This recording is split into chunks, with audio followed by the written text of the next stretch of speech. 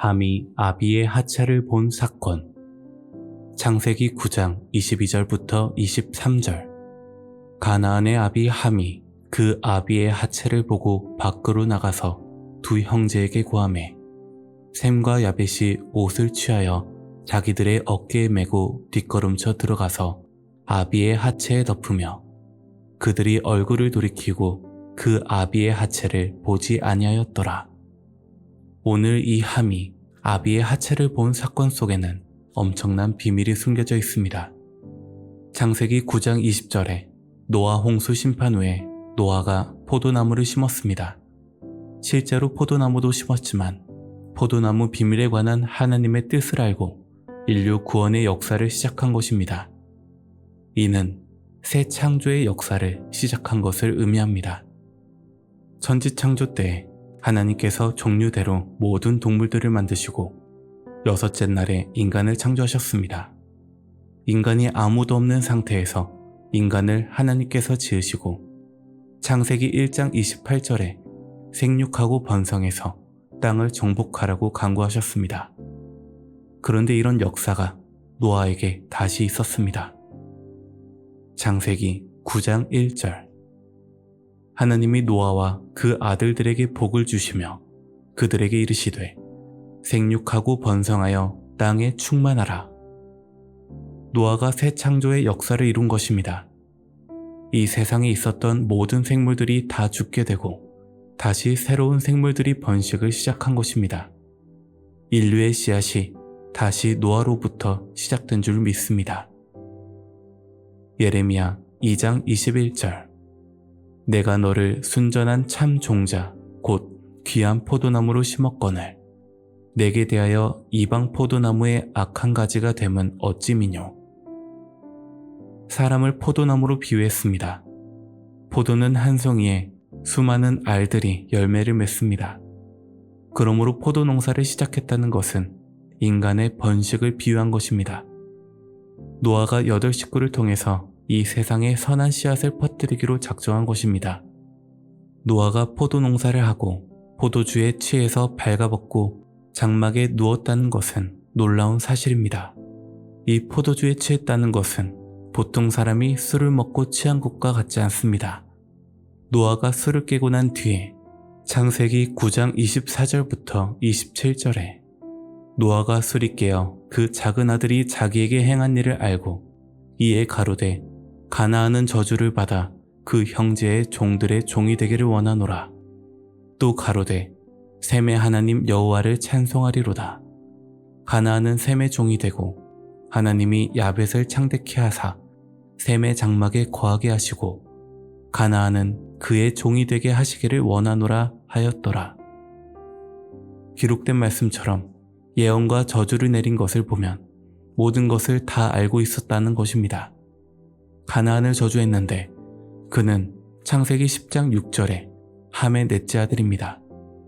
아들이 넷이 있었는데 왜 굳이 넷째 아들을 저주했는지 그 속에 하나님의 큰 섭리가 있습니다. 노아는 당세의 의인이요 완전한 자라고 했습니다. 의인이고 완전한 자가 어떻게 장막에 들어누워서 그렇게 옷을 벗고 잘 수가 있겠습니까? 노아는 실상의 포도주가 아닌 성령의 포도주에 취했던 것입니다. 창세기 6장 9절. 노아의 사적은 이러하니라. 노아는 의인이요 당세의 완전한 자라.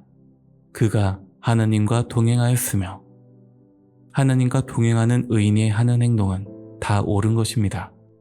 그래서 의인입니다.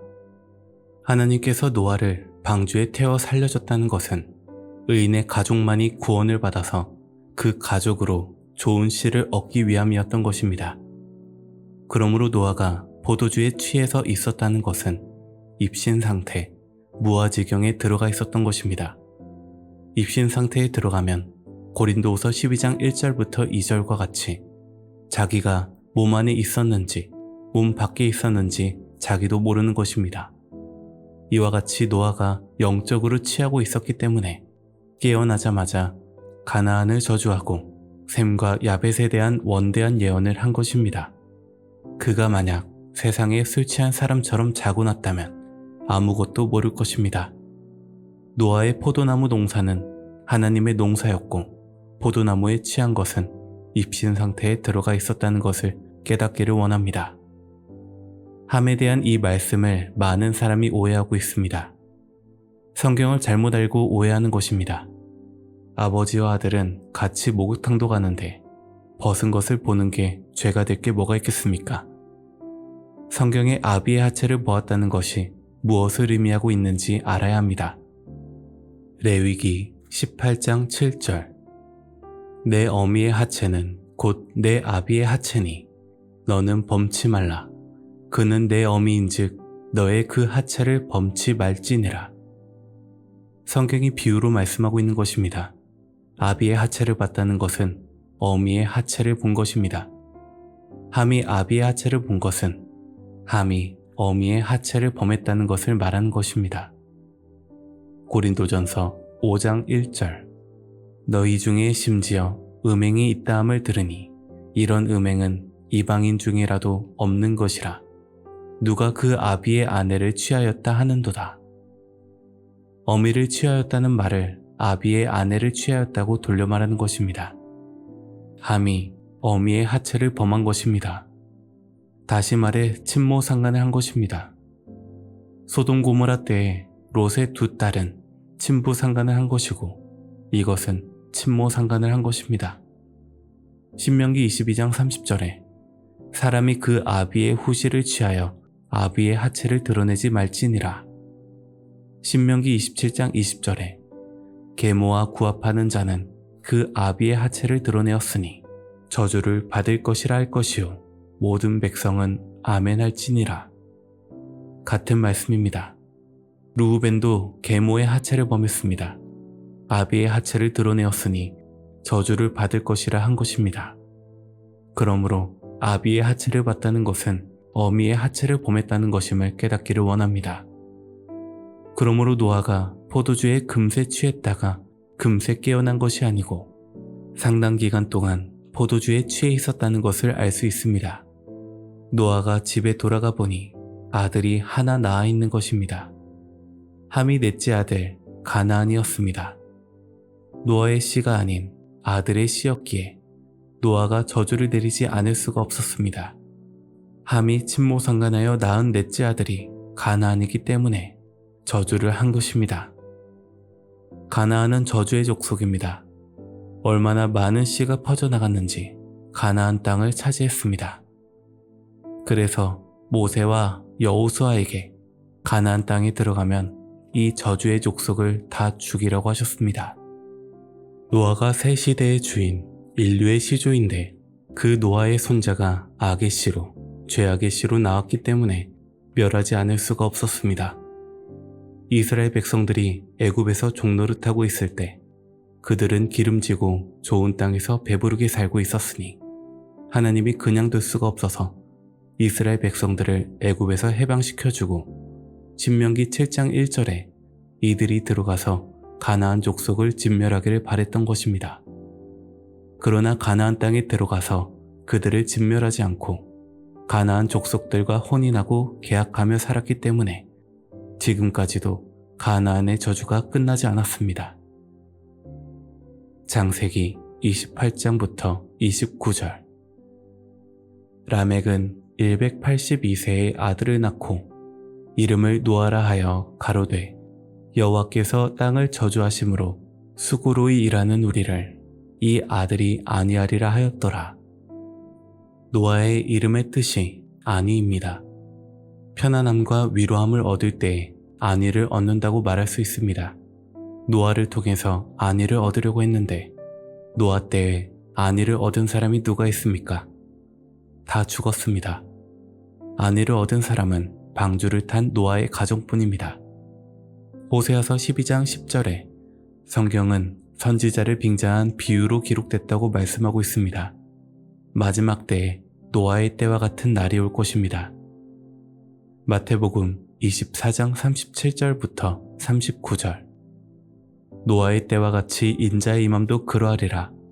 홍수 전에 노아가 방주에 들어가던 날까지 사람들이 먹고 마시고 장가들고 시집가고 있으면서 홍수가 나서 저희를 다 멸하기까지 깨닫지 못하였으니 인자의 임함도 이와 같으리라.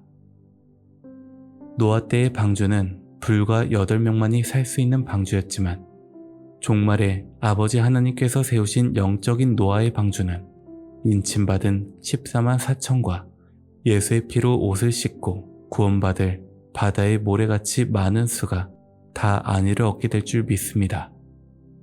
범죄한 것은 함인데 왜 아들이 저주를 받았을까요? 함은 방주를 지은 공로가 있습니다. 그 공로 때문에 아들대에 가서 저주를 받은 것입니다. 하나님이 세우신 선지자가 잘못한 것이 있으면 후대에 벌을 받게 한 것이 구약의 역사였습니다.